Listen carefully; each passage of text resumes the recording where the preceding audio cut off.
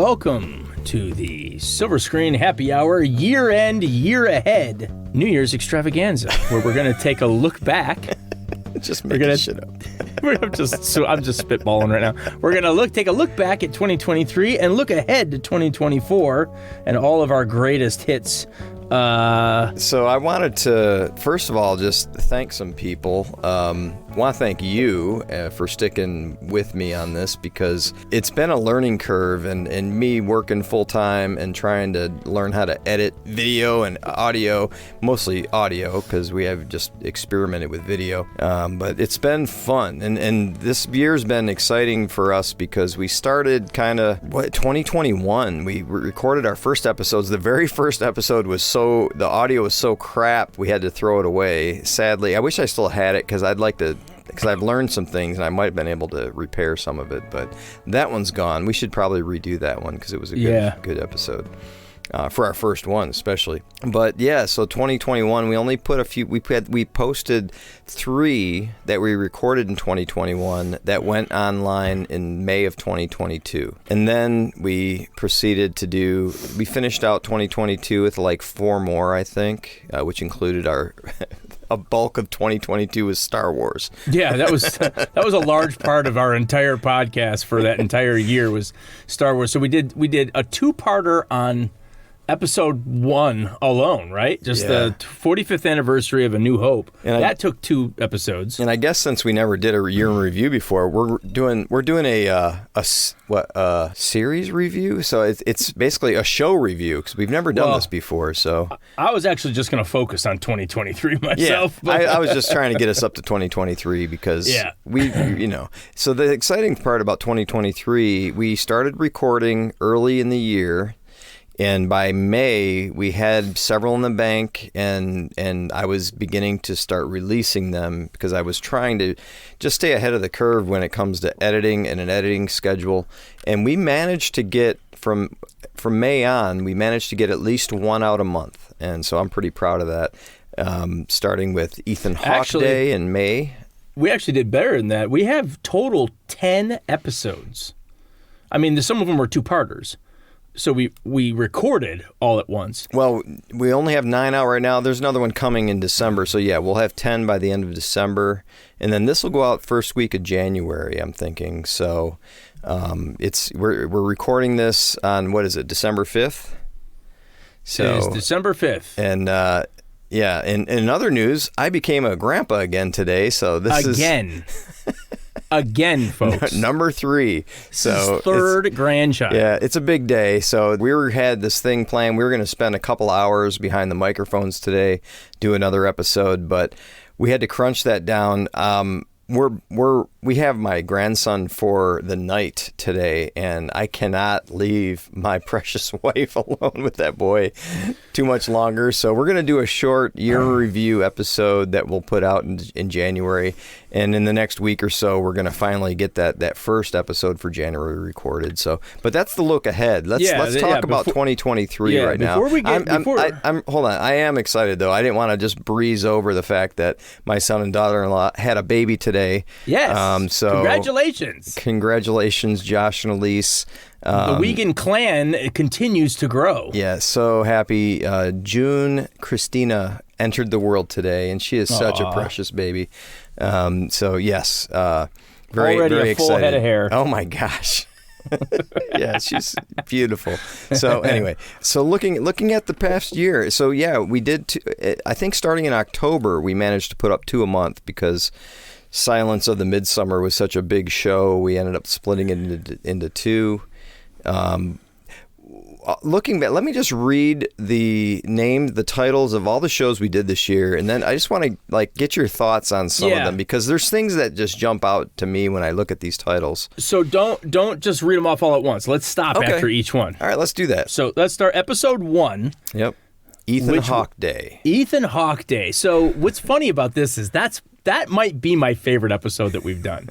I don't know. The Silence of the Lambs Midsommar one's pretty good too. But what I really loved about Ethan Hawke Day was for the purposes of what we talk about in this show, right? Like the script structure, script analysis. For those that know who Blake Snyder is, we follow a lot of the what's called the Save the Cat beat sheets. The certain beats of, your theme stated, your break into two, your midpoint scene, all is lost, all these things. And that's, it's a good indicator of how well a script is if your character development follows along on these beats. Again, every screenwriting teacher kind of has their own thing. Some are big premise guys. They're like, if it's a movie about vampires, we need to see vampires. Let's, right. It's all about the promise of the premise. Me, I'm a goals guy. I love to see a character go through their emotional shifts on their journey to their spiritual goal, which is the big payoff at the end.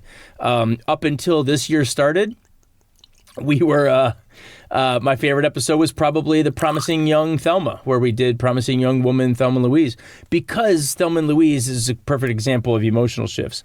What I loved about Ethan Hawke Day was Dead Poet Society and Training Day were two perfect examples of a character's growth. And the funny thing is, the character growth was the supporting role guy. Right. And that was the whole hook of that episode. Yeah, the leads, the leads, as far as the studios were concerned, didn't really have an arc where they learned something. They didn't learn a damn thing. Yeah, They're pretty much the same person at the end. Now, people will argue, well, Denzel learned a very tragic lesson. Well, but he found out. Yeah. He's, again, I think we said it on the episode, he's the human version of fuck around and find out.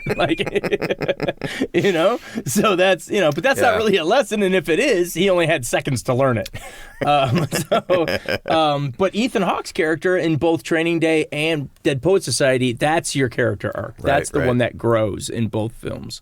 All right, so what was episode 2? Well, before we move on, we didn't talk about our drinks. We always do this on our shows. So I had something else planned for the other show we were going to do. I put that aside so I can talk about that next time. It's the holiday season. I like whiskey.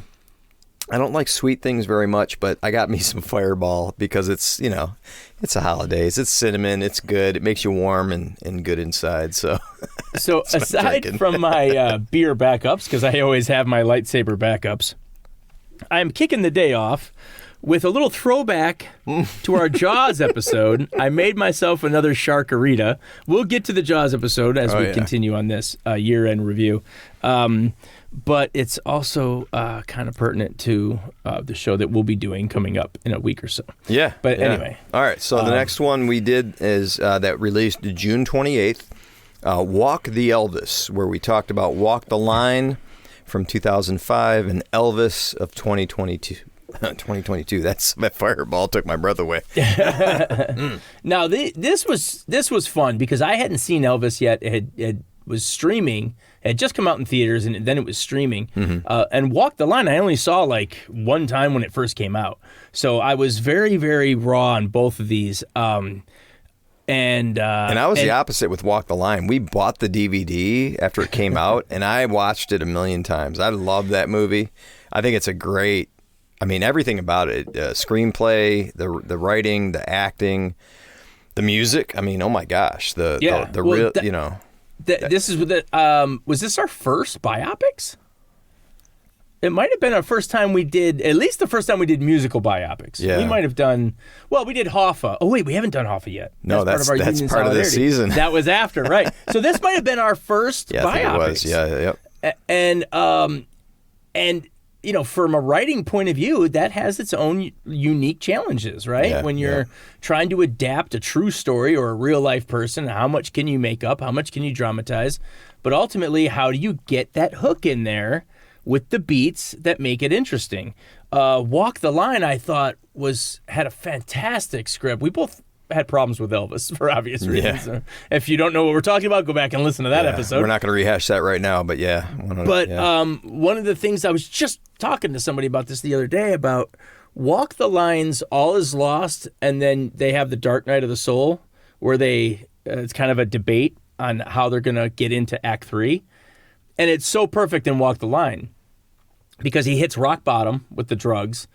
And everybody pretty much abandons him except June. Mm-hmm. She's the only one that takes care of him. And right as he's recovering and he's thinking to himself, this is the dark night of the soul part where he doesn't know what to do with his life now going forward. He's even thinking about quitting. He finally looks into all the mail he's been getting, all the fan mail, and it's all from guys in prison. And that was the light that went off, about... Who didn't mute their phone? That's me. Sorry. Talk about rookie move. Rookie move, amateur mistake. That was his jump into Act 3. Was like, that was his... that was his thing then. It was his calling, was that his place would be to reach out to guys in prison and give them hope, That was a great one. So the next one we released July 17th was The Hugomans, where we talked about Hugo from 2011 and The Fabelmans from 2022. It's funny because that's one I remember I was shocked that you had never seen Hugo before. Talk about a slip through the cracks. I mean, two monster filmmakers. We got Spielberg that did Fabelmans, which is kind of an autobiography, basically, of his life. Right. And then Hugo, directed by my favorite director of all time, Martin Scorsese. And it's not just that Scorsese released a movie that somehow I missed. This movie was up for Oscars. Yeah. It had 11 Oscar nominations, something like that. This is the kind of, and I'm an Oscar guy. I watch the Oscars every year. How the fuck this movie got by me? I don't know. Were you in a blackout in 2011? I think I was drunk. I think that whole year I was drunk, and this is before I got married, by the way, so I don't remember 2011 all that much. So I'm thinking this was in a heavy sedated state. Oh, no. And I don't even remember much about that Oscar season, except for somehow Hugo just went right over me. I don't know how I missed it. But it was fun to watch it for the first time for this for our podcast. Yeah. Because it reminded me about not just how much I love Scorsese, how much he loves movies. My God, is that a love letter to filmmaking or what? Yeah. They both are. Actually, Fabelmans is too. So that's the other great thing is these two films are not just by iconic filmmakers. They're love letters to cinema. And if you love movies and you love those two guys, Spielberg and Scorsese, check out our podcast. I was going to say watch their movies, but no. Check out our podcast. That's even better. I remember editing The Hugomans, and I remember texting you saying, oh my gosh, this is what did I say? This is a must listen if you're a potential, an aspiring filmmaker or screenwriter, because the things you covered in there, I mean, it was a great episode. When I was going over it, hearing it again, and I'm like, oh yeah, this is solid stuff for the aspiring filmmaker. Yes. And then we moved on to my birthday present. August 7th. A podcast that was released on my birthday. Did we even mention that it was your birthday on that show? I don't remember. No, because we recorded it ahead of time. That's right. I released it on your birthday. That's right. We released it on my birthday. Yeah. So everything, everywhere, all at once. Yes, and we wrote it like that in the podcast list with a period after each one, because when Harrison Ford presented the award for Best Picture, that's pretty much how he read the card. Yeah. When he said, and the Oscar goes to everything, everywhere, all at. And before he got even halfway, by the time he got to the second word, everyone was already freaking out and clapping and coming up to the stage. There's one thing I wanted to mention about this episode that I'm sad to say we recorded an update to that episode that never got published. I never put it out. I never got around to it. I was busy. It was summertime. There was something we put in there, a question to the audience, because I heard something in the end credits, some whispers, some things that were kind of interesting, kind of weird, because I went to the song on Spotify and couldn't hear the whispers. I went to the song on YouTube, couldn't hear those whispers and the talking that was going on during the credits. So we wanted to know the answer, and actually I got an answer because I emailed what was it? It was the PR company that was doing PR for the Sunlux was the band that did the music for Everything Everywhere All at Once. And someone got back to me, and actually they talked to one of the artists, the lead artist that composed the music and stuff. And they told me that the whispers and everything was going on. They actually did that sort of as an Easter egg to the fans who stayed in the theater at the very end. It was kind of cool. So they had, and I guess the whispers and the talking, depending on where you were sitting in the theater, you would hear parts of it more clearly than others because they'd be coming out of different speakers. So that was kind of cool. And I guess all the words and all the things that were being whispered and spoken was stuff from a specific scene in the movie. I think it was the bagel scene. And so it was just really cool. We got that answer directly from the artist who was up for an Academy Award.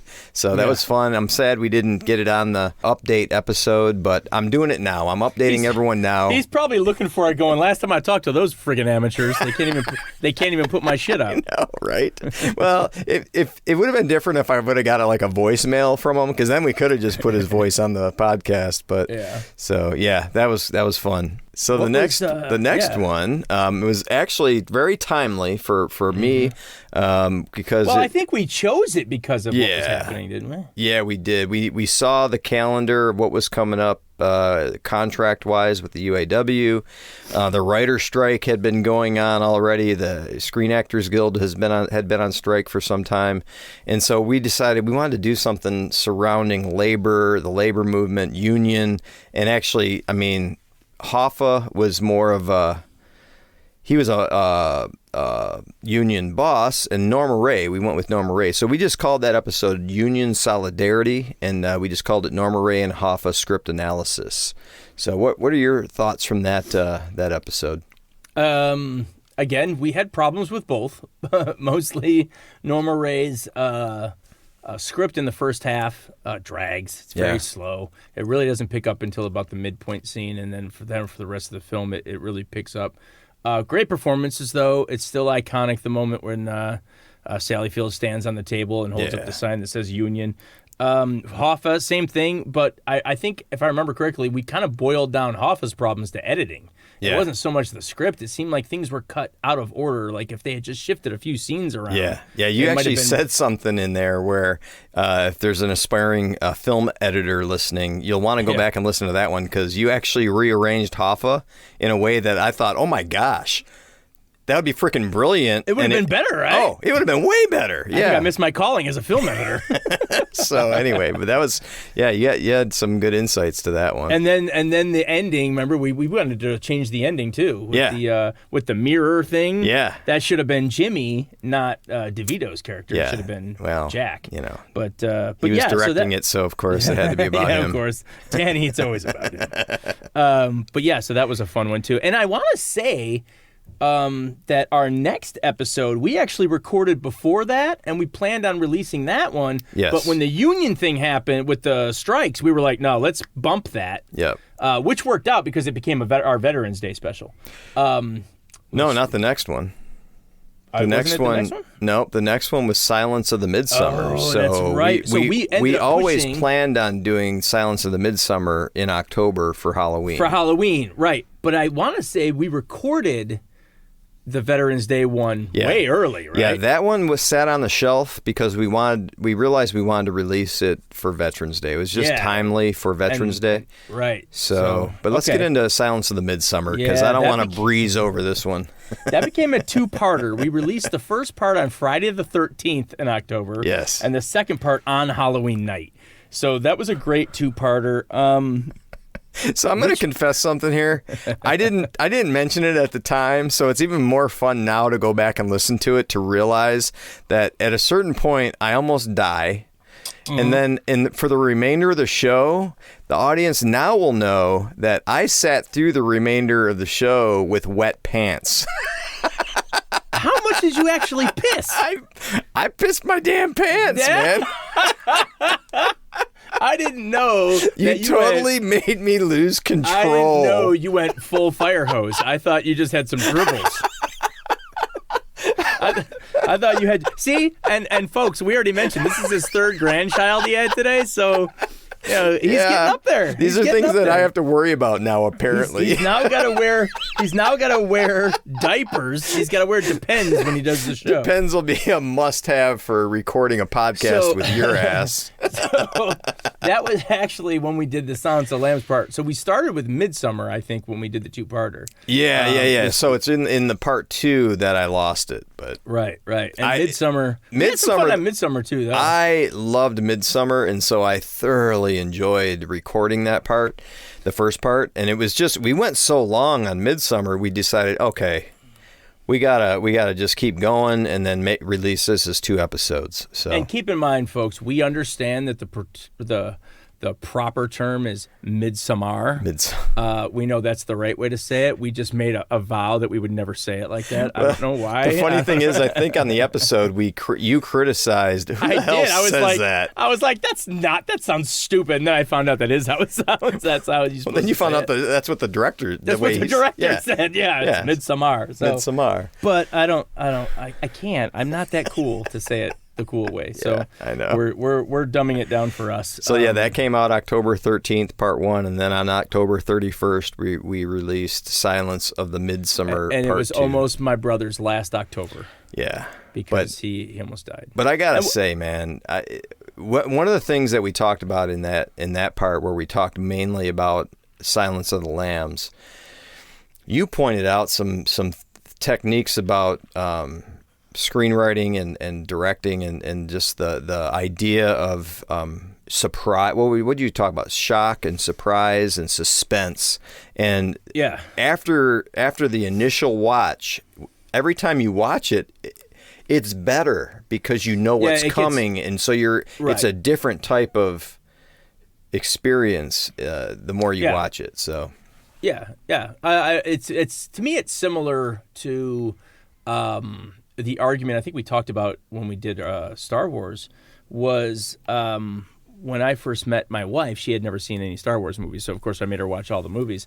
But I made her watch them in chronological order, right, not release order. So she started with episode 1 and worked her way through, and everyone was like, "Oh my God, how could you do that? It ruins the Luke, I am your father scene." Right? It ruins that big because you already know at that point. And I said, yes, but it was replaced with, she had no idea who Darth Vader was. Like the whole first 3 movies, she kept asking me, so who's this Darth Vader guy and when does he come in? And I'm like, he'll show up later. Just stick with it. She had no clue that Anakin was Vader. So it was replaced by that surprise. Right?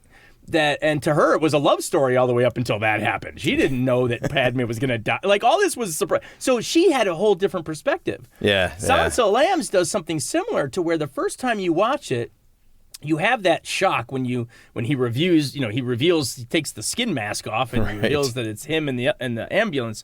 When you watch it a second time, you know it's him, but it replaces that shock with the suspense that this whole time you know that the guy they think is a cop is actually Lecter. So it replaces the shock with suspense. And that was a cool moment when you can go back. And we always talk about you could watch the movie Airplane 100 times and catch new things. Silence of the Lambs is one of those that gets better with reviewing. Yeah, I think so. Yep. So the next one was a short 5-minute episode that we put up. I think I called it a bonus episode or something, but it was a listener response episode that I just wanted to get. We had a voice, basically a voicemail. Someone that listened sent us a message on Instagram. Ashley sent us this message, and I loved it. And Ashley asked a question about if we had ever seen Hereditary.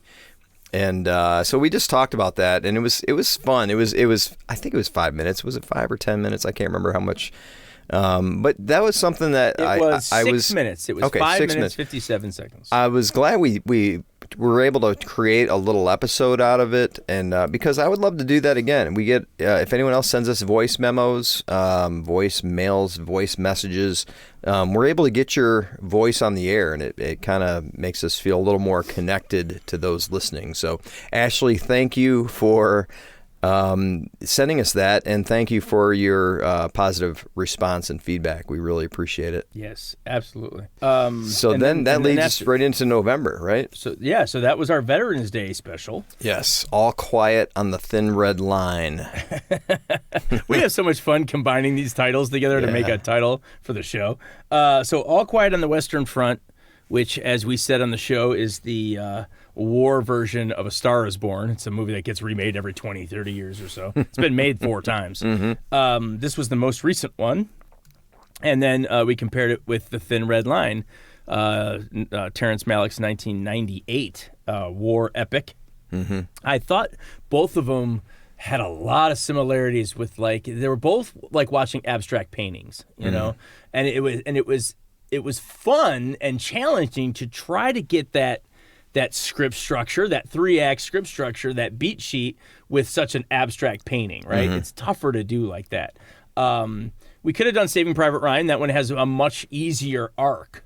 We also talked about All Quiet on the Western Front being paired up with, what was it, 1917 as a potential pair up, because that also is a World War I movie that came out just a few years ago. And they're both sort of like journey movies where, like, the lead is like on a path somewhere. You know what I mean? Right. Same with Saving Private Ryan. And I think we mentioned Private Ryan a lot in our Veterans Day show. It actually could be 3 movies that we talk about, but we didn't actually break down Saving Private Ryan. Yep. But yeah, so that was a fun one. And it was, hats off to our veterans, man. That's, we try to do timely episodes as far as, like, Union, because of the strike was going on, Veterans Day show, Halloween show. We like to try to be seasonal if we can, and that was definitely a perfect time to release 2 war movies. And I should mention this right now. I don't remember if I told you this, so this might be news to you if I didn't. On Instagram, I try to put up reels or some kind of post on Instagram or Facebook when we release episodes. And for our Veterans Day episode, I posted a little video. I made a series of AI art of war, young men in war situations. My brother's dabbling with Skynet. It's just screwing around. But I made some pretty cool images. The AI made these images. I told it what to make. But I put it I put like a little slideshow to Metallica's, I think it was Back to the Front, which is a war song that they did. Anyways, it went for about a day or so, and then I got a notification. Instagram like banned it or took it down. They didn't take it down, but they just stopped promoting it. I'm like, what the heck? So I challenged it, and eventually they put it put it back up. But I realized it got very little views, and I was like, well, that's crap. But did you need Metallica's permission? Is that what it was? No, because Instagram lets you use that song as one of the songs you can use. I think it had more to do with the AI art depicting war, and it wasn't that gross. I mean, I've seen way worse on Instagram, so I don't know what the algorithms caught that it didn't like. There was like guns in the pictures or whatever. But yeah, it was kind of weird. And when I challenged it, I was like, I just challenged it, and I think if a human being actually looked at it, we actually said in the post we raise a glass to salute our to our veterans on Veterans Day. So it was obviously a tribute. It wasn't like some kind of weird, I don't know, but war glorification. Yeah, so that was kind of frustrating, but I just thought I'd call that out. That was like, way to go, Instagram, with your algorithms. Yeah. It's funny, AI made it and AI took it down. Right. They're turning on each other. See? That's how it starts. So that kind of it gets us to where we're at right now. Well, we had one more, which was a special show that we were able to jump on somebody else's show. Somebody else's podcast. Tell us about it, Chris. So Lee from Lights, Camera, Rant invited us on his show, and Lee's killing it, man. If you look at he's got a YouTube. My God, he's got content all the time. He's constantly cranking out the content. He's doing like series on Loki and the Marvel universe and just a whole bunch of great shows, great He content. did John Wick too. Like he doesn't do just Marvel. He does a lot of stuff. Yeah, but it was cool, and we met through Clubhouse. Actually, that was another thing I was going to get to in the thanks, because I want to thank some people from Clubhouse before we're done here too. But I met Lee on Clubhouse in a podcast morning chat that we do. It's not morning for him. I think it's damn near midnight or something when he jumps on, because he's in Australia. But that was so much fun. He had us on, and he wanted us to do. He basically asked us what we thought we should do, and I told him what we did on our show, and he knew because he's listened to some. But he had us talk about what makes a great screenplay and what makes a shit screenplay. And we chose two movies that would be great to compare a great one versus a shitty one.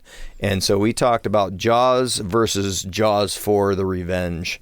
And what a blast that was. I mean, we both had blue tongues and lips from drinking yeah, there it is. You got it right now. Yeah, because I'm drinking my Sharkarita. The blue cocktail. I had what was mine? I forgot what I called what my Blue Lagoon, I think my drink was called. Blue Lagoon. So it was so much fun. But you guys can check it out if you really, and if you're curious to know what we look like, you'll be able to see us in the flesh. Yeah. It's a 2.5 hours on YouTube. You just search Lights, Camera, Rant. Check out some of Lee's other stuff. Just go to our podcast. I have it in the show notes. I linked to his YouTube video. He gave us access to the YouTube video too, but. I'm learning as I go. Eventually, I'll probably put that on our YouTube channel, but we're not there yet. So yeah. I thought, let's give Lee the love. We'll go to his YouTube and watch the video. It was really good. It was fun. It was kind of funny because Vivi, my daughter, who's 7 years old, she came home recently and she told me a conversation she had with somebody in her class. She's in second grade. And she goes, yeah, I told my friend that my dad's on TV. And I was like, okay, I'm not on TV. That's not true. And she's like, well, YouTube. And I said, she goes, that's TV. I mean, YouTube is the shaped TV, like a right? TV. I'm like, okay, we watched it on TV, but it doesn't mean I'm on TV, so because the kids they don't know the difference. Yeah, so she's apparently telling everyone in her class their dad's on TV, which is a lie. Well, it's very, very thinly veiled truth there. Yeah.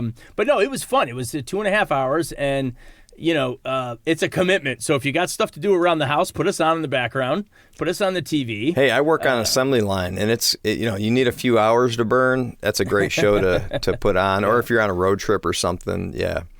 If you have Wi-Fi access on an airplane, you could watch us while you're on your flight. Yeah. So as you noted, that was number 9 for the year, and we have the 10th one coming out in a couple of weeks. It's going to be our Christmas episode. Do you want to give a tease about what that's about? Oh yeah, we're going to tease it up, baby. So we have a fantastic show that we actually already recorded. This one's already in the can, and we're going to release it. Are you going to do it at Christmas Eve? I think you got to do it Christmas Eve. Maybe. I mean, I got to look at the dates. Christmas is on a Monday or whatever. I might even release it that weekend or so. Maybe Friday or something. Yeah. So if you guys are like traveling to out of state or even just to another town, you have a little bit of a drive coming up to take the family somewhere for Christmas, you could check this out. Maybe that's a better idea. Release it on Friday. Well, then again, if you got kids in the car, parental advisory. You put your headphones in. Yeah, that's safety. That's safe for highway driving. Put your headphones in so you can't hear any sirens. We are comparing and contrasting 2 Christmas films. Yep. One of them is an epic. One of them is a turd. But we had a lot of fun playing with it. Sorry, Mel. I know it's the second time we put one of your turds on our podcast. But we do Mel Gibson's Fat Man. Yeah. Versus 2020, I think. Yeah. One of the greatest Christmas movies of all time, Die Hard, starring Bruce Willis, 1988. Now, for those of you going, what? How? That's not a Christmas. Yes, it is. And we actually even debate on the show why. I have bullet points on why it is why it's in fact Christmas. A Christmas movie. Now, to be fair, I do even have 3 points on why it isn't but I debunked those too. So it's pretty much a Christmas movie. Yep. Yep. And so I just wanted to take this time at the end of the recap and kind of talk about the year ahead. We would love to carry this momentum into the new year. But I want to acknowledge some things first. And I mentioned, I forgot to do a thank you. I would like to personally thank a group of people on Clubhouse. And I didn't write down everybody's name, so I'm not going to run down a list. But all the moderators on this morning chat, and it's the Empowered Podcasting House, or the Empowered Podcasting Club on Clubhouse. Every Monday through Friday, we meet from 7 till 8 a.m. Eastern Time. They also have a Friday night chat as well. Mark Ronick is the individual that heads it up, and Mark is a podcaster, and he has his business helping podcasters basically create and get their work out there. And he great content. But I just want to thank Mark and all the moderators on the morning chat, because they've been an inspiration to me. It's been a tough year for me personally with some health situation. Not just me, but my wife had to have surgery. She, and it's been especially this fall has been difficult. She's about 3 weeks post-surgery now as we record this, and she's doing well. And but somehow a lot of this leading up to the fall, a lot of what was coming out this fall was already done, so it wasn't like it was taking a lot of time. But the fact that she was not doing well and I was picking up some things, trying to be there for her, it made this fall season a little more difficult for me to try to get this content out. So we're going to do our best to keep up the momentum. But I just want to say, family comes first. And we're gonna see how 2024 goes. We're very hopeful, though. I feel like we're going into it coming out of a difficult season, and 2024 is looking up. So I'm excited about the new year coming.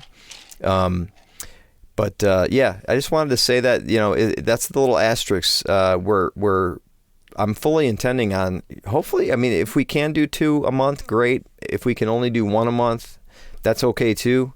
I want to continue doing this, and we both enjoy it. I'm loving that we're doing this, and I'm loving that we're recording this stuff, and it's going to be there for our kids and family members in the future, and aspiring filmmakers, screenwriters, because I think there's a lot of great content here for everybody. So yes, absolutely. Number one, we got into this just because we like to talk movies. And it gave us a chance, again, for those that don't know, we live 2,300... Sorry, I wasn't peeing. That's not him peeing his pants this time, as far as we know. We live 2,300 miles apart. Yeah. Okay, he still lives in Michigan, which is where I'm from.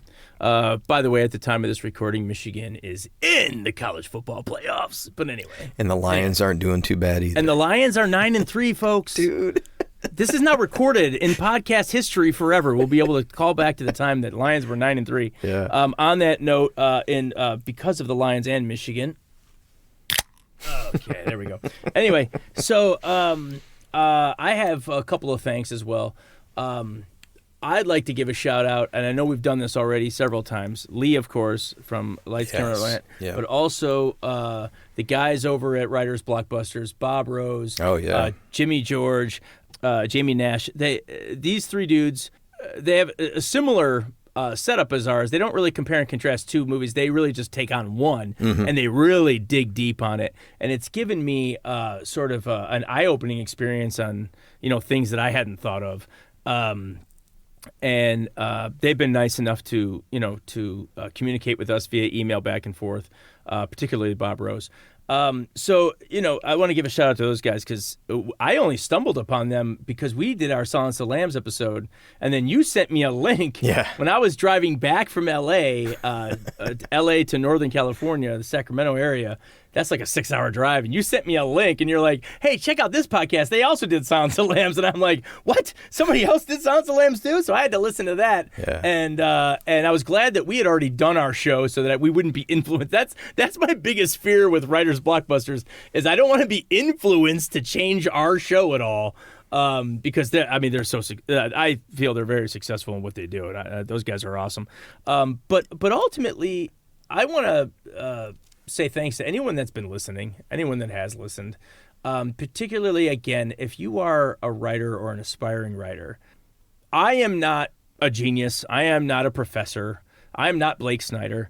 But if you ever took anything from any of our shows and thought, I never thought of that, I'm gonna use that, or I'm gonna try that in my script, then that would be the biggest compliment I think either of us could ever get with this show, is knowing that we actually reached somebody. You know what I mean? I mean, we love any listener that takes in our show for enjoyment, for entertainment. We do it for entertainment.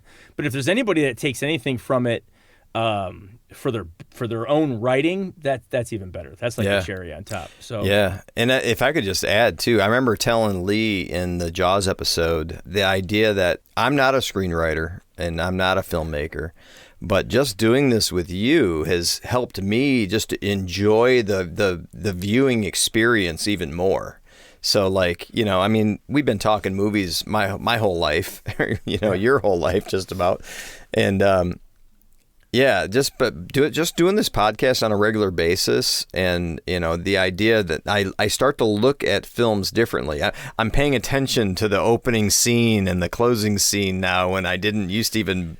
I'd usually get up and leave the show, and right. Well, Lee said that too. Lee's like, I'm gonna really take a look now whenever I go to watch a movie. Yeah, I'm gonna keep an eye on that opening and closing image and see if they are bookends. Right. Know? Yeah. Because they are bookends, and in a really good one, the bookends are very, very similar, but they're different somehow because of the journey that happened in between. Unless, like you noted on All Quiet on the Western Front, they weren't different. At the end of that movie, it was exactly the same, and that was that gave me chills, man. I was like, so many people died and nothing changed. Right, yeah, and that's the point of that, right? Yeah, like that's kind of the sad part of it is, war happens and people die. But we are no further at the end of the story that we were at the beginning, because it's life is cyclical and war unfortunately happens again. So on that note, I want to thank you. So thank you for opening my eyes to and to a greater movie viewing experience for me, because really I'm pointing stuff out to Jesse or any, if my kids are watching a movie. You're like, hey, look, all is lost. All is lost. Yeah, did you see that? Pause that. Rewind that. Check that out. I do. I'm probably annoying, but it's kids, is what we call the dark night of the soul. I just found that out last week. But it does make for a better experience when you see that stuff, So well, and again, I don't want this to turn into a 30-minute gush fest, but thank you, my brother. I appreciate you for. We would just be doing this over the phone if it wasn't for all the effort you've taken into edit. I still don't know shit about editing podcasts, editing audio. I don't know anything. That's why my brother produces this show out of pocket, mind you. We don't have ads. We have nobody paying for this but us. Goals for 2024. Goals for 2024, Anheuser-Busch. But anyway, but you put a lot of work into this. When the podcast, when the recording is done, and I'm a little tipsy because of all the stuff I've been drinking, I take my headphones off and I go rejoin my household. Like, you then put in all the work after the show is recorded to do all the editing, and I appreciate that. And we wouldn't have this podcast if it wasn't for you. Well, thank you. I appreciate that. And moving ahead, 2024. There's some episodes that we got something planned for Valentine's Day. We're getting ready to record our January episode. So we actually have. I don't know if it's half the year planned out already, but I'm excited. It's going to be about half. Good quarter of it, anyways. We definitely got the first quarter. Yeah. Like you said, we're about to record which we would have today. We have an unexpected stork arrival. So that's pushing our recording back a little bit, but it's all welcome for that. Anytime you can bring another baby into the world, we can definitely put stuff like this on hold. But we are ready to record our January episode. Do we want to talk about it, or we don't want to talk about it? Let's keep that. Let's just keep that. We'll promote that when it's time. All right. So we have our January episode ready to go. We are then going to record pretty soon our February Valentine's special. Yeah. Yep. Looking forward to that one. I think we actually mentioned this stuff on previous podcasts. So Probably. For us acting whatever. like it's a big secret. It's okay. We just don't need to take the time right now. That's all. Right. And then in March, usually we reserve March for Oscar season because it's usually when the Oscars come out. We're anticipating. Now, this one I can talk about. Yeah. Because we don't know yet. We don't know the movies yet. But we are anticipating possibly Oppenheimer, maybe, if it's up for Best Picture. There's a couple others. Scorsese's Killers of the Flower Moon. I still haven't seen it yet. Heard it's fantastic. Same. So, I actually heard mixed reviews on that one, but I definitely want to see it. Haven't seen it yet. Yeah. So there's a couple movies that have come out this year that we anticipate will be up for Best Picture, and that's usually what we use March for, is like an Oscar special. And then it might even trickle over into April if there's like a bunch of movies that are up for Oscars that we love and we can't fit it all into one. Maybe April will be Oscar movies as well. Yeah. Who knows? But yeah, stretch it out. Yeah, we're going to try to keep it, like I said, we like topical stuff. So if it's Valentine's Day, we got a romance one coming for all you hopeless romantics out there. Yeah. And we picked a couple of good ones. Now, one of them I haven't seen, so I'm hoping it's good. But he's taking it from me. I love it. So he's taking it from me. It's a good one. But yeah, so 2024, we already have sort of a slate lined up. And again, our plan is to do about one a month. And if we can keep it topical, we will. But if not, it's just fun to pick two movies. And I think this is a good place to say if you have a specific movie, but even more importantly, if there's a specific topic related to filmmaking, screenwriting, please write us, send us a voice memo on Instagram. We would love to engage with you that way and bring it to the show. I think it'd be good even if you want to email us questions about a script you're working on. Maybe it's not even a movie. Maybe you just have a question like, hey, where can I read more about this stuff that you guys are talking about? Yeah. I'm writing a script right now and I've got this problem in Act 2. How do I get around it? I'd love to hear your question, and if I can be of help, that would be great. Yeah. And you can email us at cheers@silverscreenhappyhour.com. Yes, we have a website now. Yes, we have and that's our new email. So if you email our old one, we'll still get it. But cheers@silverscreenhappyhour.com. You can email us. Growing. And love to hear from you. And I think we need to land this plane. This is good. A good recap for 2023. A good look ahead for 2024. And now we're going to finish out this show with some of those teaser clips that we began so many of our shows with this past year. Enjoy. In fact, another interesting note, Ethan Hawke's not even the second build. Robert Sean Leonard is. He's the third build. Third. Ethan Hawke gets no love. He's the third build, and it's his film. Ethan Hawke, if you ever hear this, you are the lead, my friend. Yes. You are the lead in Dead Poets Society, and you are the lead in Training Day. You should have got above the title on both of those. You should have got above Robin and above Denzel on both of those posters. But of course, alas, that would never happen to producers. They would never allow that. Yeah. And you, sir, like, who's this kid?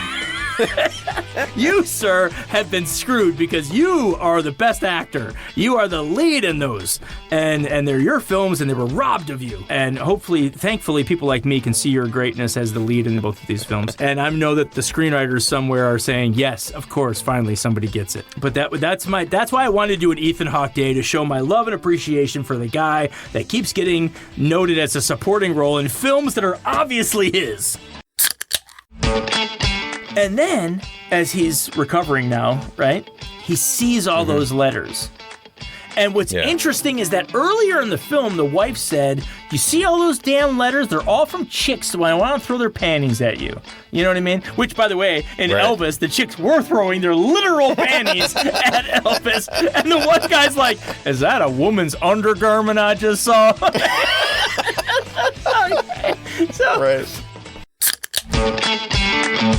Her agent and her lied and said she was British. She came up with this whole backstory about being born in England or something, and her parents had horses and shit. Like, she made up this whole fucking story. That's awesome. And she goes in there and she nails the audition, gets the part, and she said halfway through production, she was talking to somebody on the set in her normal voice, and Scorsese heard her and goes, that's an amazing American accent.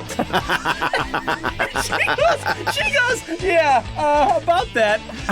I'm American. I was actually born in Georgia. And he goes, what? And she goes, yeah, I faked the whole audition. And apparently he loved it. He started rolling. And, you know, and you can imagine Scorsese laughing his ass off at that. Don't give me another scene. Don't try to explain anything with another scene. Just go to black, and I want to see. All I want to see right now is directed by Ari Aster. That's all I want to see. Give it to me. Give it to me. Give it to me. Give it. And they did. And I was like, yes. And I looked at Mom and I said, I fucking loved it. And Mom's like, what? Mom's horrified, right? Poor Mom has no fucking clue what I just went through as a film lover and a screenwriter. Mom's terrified. She's mortified.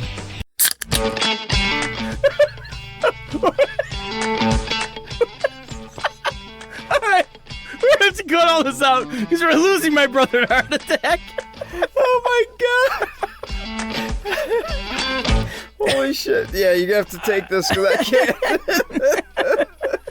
Oh my god. So, is this gonna be the thing we use as the commercial for the show? Just us freaking dying during a horror movie. What the hell are we talking about? We were so pumped for today. I was telling people at work, I'm like, dude, I'm gonna be in fucking Australia tonight. I'm talking to Australia tonight. And they're like, what are you talking about? I'm like, shut up and listen. Just listen to it. Do it. I'm gonna be in Australia. That's me. I'm worldwide now. Oh my god. Christmas isn't even mentioned in the It's a Wonderful Life logline, but it's mentioned in the Die Hard logline. There you so go. Suck on that, people. Suck on that. Die Hard, I have just proven to you, is a Christmas movie. I think the argument is dead now. We can move on.